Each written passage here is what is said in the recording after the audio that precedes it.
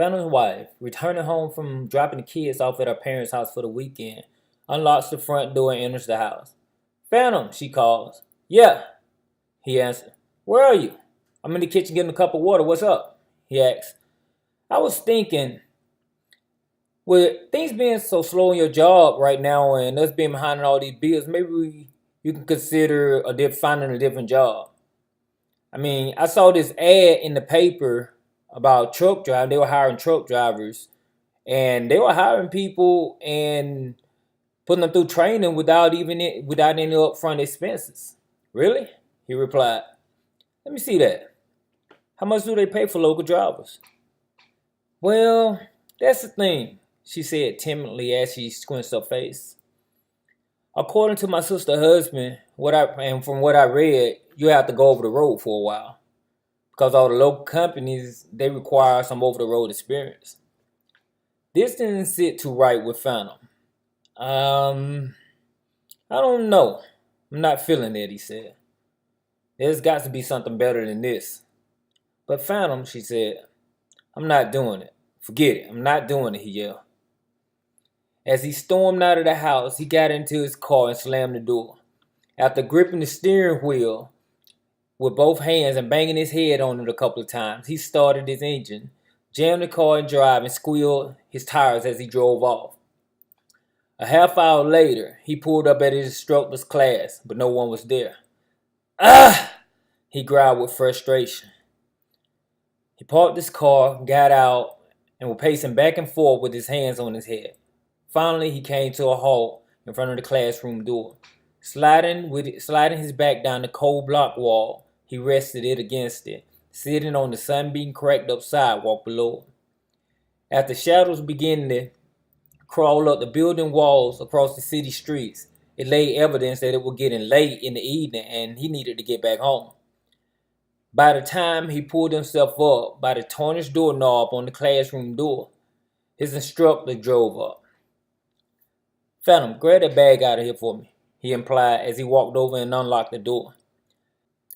Taking the oversized bag of supplies out of the back seat of his instructor's dusty red Expedition, he followed him into the classroom and dropped it in the corner across from his desk. So what's troubling you? His instructor asked while settling in at his desk. Well, you know how I feel about fighting, right? It's my life, Phantom replied. Well, right now I'm struggling with the crisis because of this stupid economy, the only decent paying jobs left for truck driving.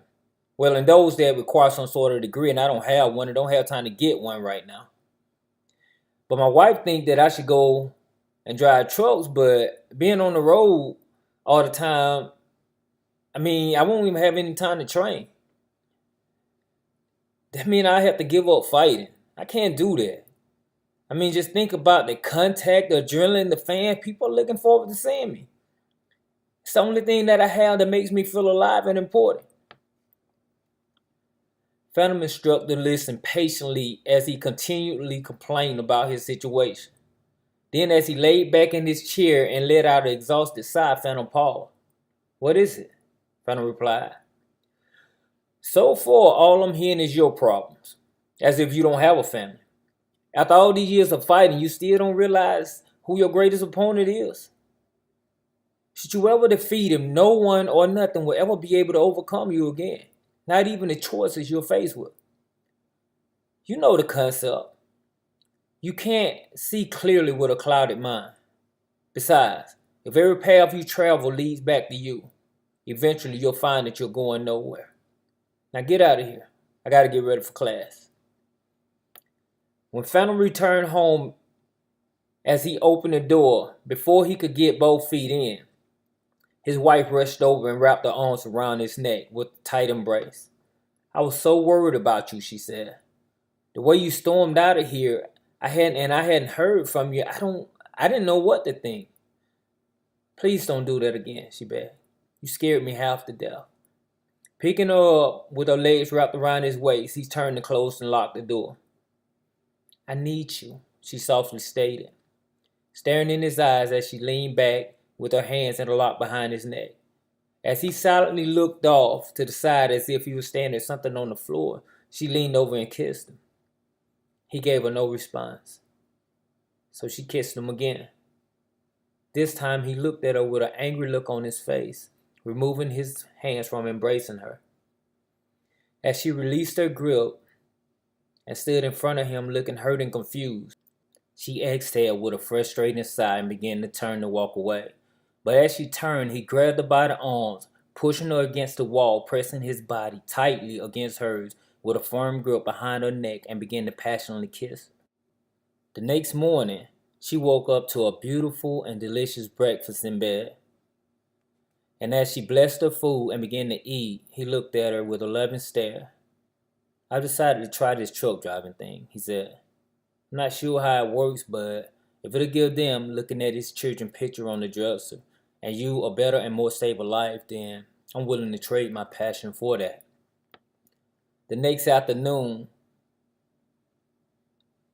he came to his wife. "Baby, guess what?" she replied with a slight smirk on her face. "In 2 weeks, I start truck driving school."